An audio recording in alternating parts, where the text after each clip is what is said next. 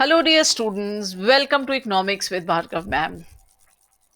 Continuing with our Indian Economic Development, Chapter 1 Indian Economy on the Eve of Independence. Today, in this lecture, we'll cover occupational structure and infrastructure. अब occupational structure ये बताता है कि हमारे country में agriculture, manufacturing and services sector का क्या क्या कंट्रीब्यूशन था।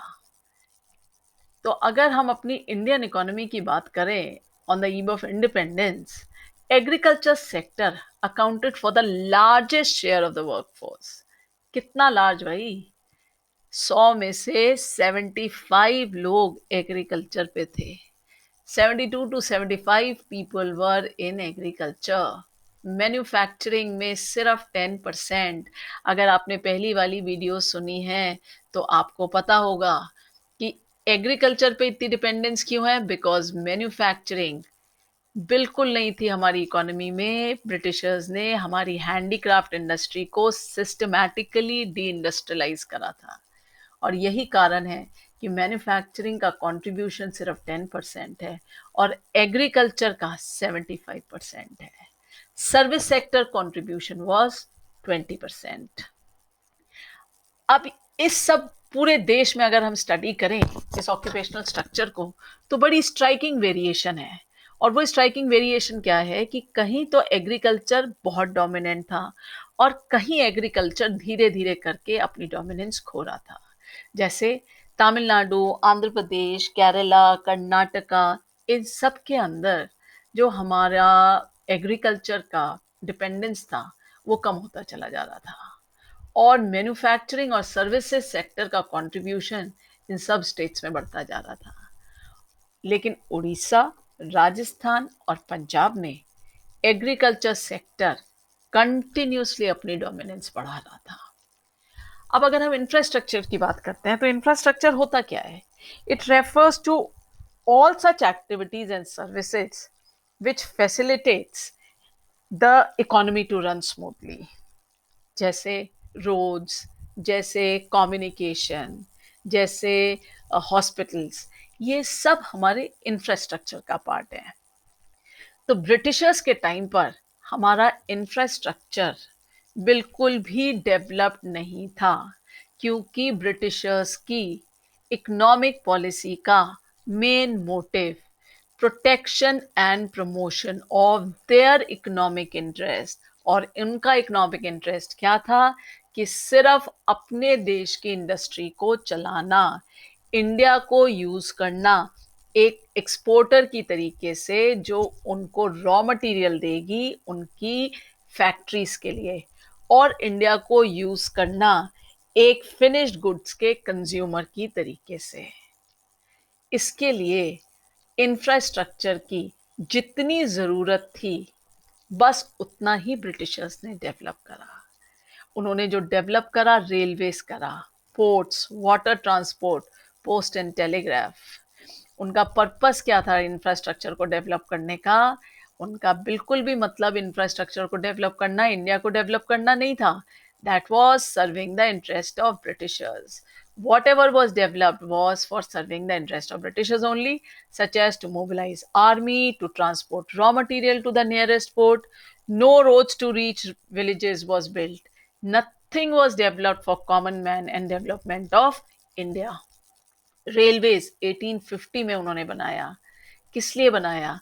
क्योंकि जिससे रॉ मटेरियल एक जगह से दूसरी जगह जा सके, उनका मिलिट्री का मोबिलाइजेशन एक जगह से दूसरी जगह बहुत अच्छी तरह हो सके, उनका जो फिनिश प्रोडक्ट है वो पूरे देश में बहुत अच्छी तरीके से बट के बिक चुके, और कमर्शलाइजेशन ऑफ इंडियन एग्रीकल्चर। अगर रेलवेज नहीं होता तो कमर्शलाइजेशन ऑफ इंडियन एग्रीकल्चर का इतना बेनिफिट नहीं होता, क्योंकि जो कैश क्रॉप्स ब्रिटिशर्स उगवा रहे थे, एनकरेज कर रहे थे हमारे फार्मर्स को प्रोड्यूस करने के लिए, उसको ट्रांसपोर्ट के लिए सबसे बेस्ट तरीका था railways. And definitely it enable people to take long distance travel.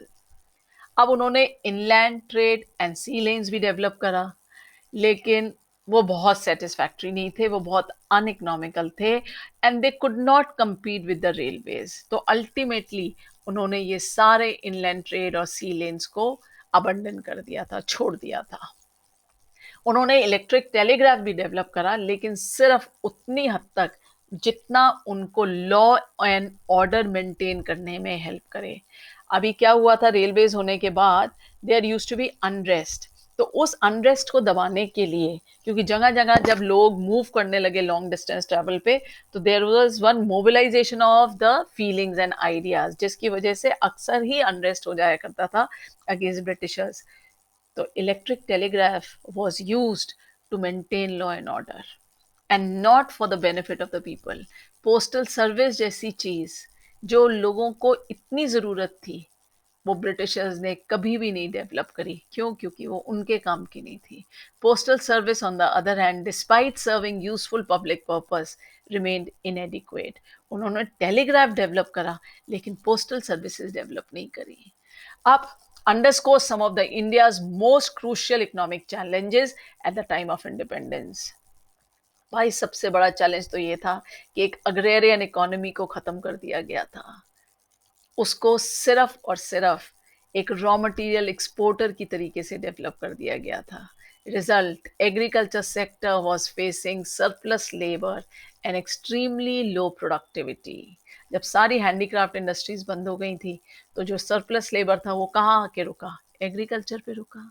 जब इतना प्रेशर एग्रीकल्चर के लैंड पे आएगा, तो अपने आप से प्रोडक्टिविटी बहुत लो हो जाएगी।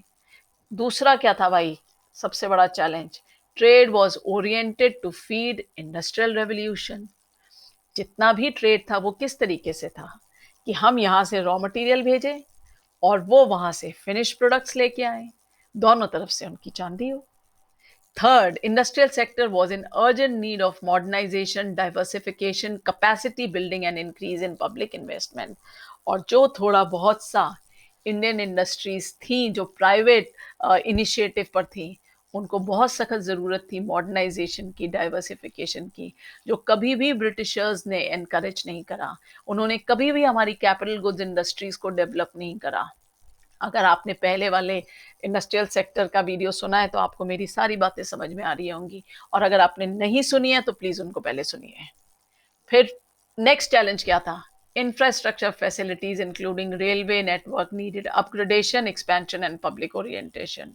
And last but not the least, prevalence of poverty and unemployment required welfare orientation of public economic policy. Britishers अपने स्वार्थ से ऊपर उठ ही नहीं पाए। उनको तो सिर्फ और सिर्फ promotion and protection of their industries ध्यान में रहता था। उनको कभी भी ये ध्यान नहीं रहा कि इंडियन इकोनॉमी को यूज़ करके, एक्सप्लॉइट करके वो इतना ख़त्म कर दे रहे हैं कि कम से कम उनके जो पब्लिक है, इंडियन पब्लिक, उसकी तो हेल्थ का, उसकी पावर्टी का, इस सब का ख्याल रख के उसको आगे बढ़ाया जाए। In nutshell, social changes before country were enormous. Literacy rate आपने देख लिया, डेथ रेट आपने देख लिया, आपने लाइफ एक्सपेक्टेंसी देख ली, पावर्टी के बारे में स्टडी कर लिया। ये सब बहुत बड़े बड़े चैलेंजेस थे इंडिया के सामने। लेकिन हाँ, every black cloud has a silver lining. तो भाई ब्रिटिशर्स की एक पॉजिटिव कंट्रीब्यूशन रही है, that is introduction of labour railways. ये रेलवेज ही है जिसकी वजह से शायद ब्रिटिशर्स को यहाँ से जाना भी पड़ा था, क्योंकि जब लॉन्ग डिस्टेंस ट्रैवल चालू हुई, जब लॉन्ग डिस्टेंस कम्युनिकेशन चालू हुआ, then people realize that Britishers need to go. So I hope the topic is clear to you. With this, we are coming to the end of the chapter number 1. Please listen to all the videos of chapter number 1. All the content given in these slides are from NCERT.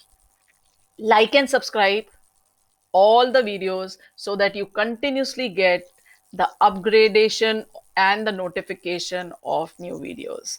Happy learning with Bhargav ma'am.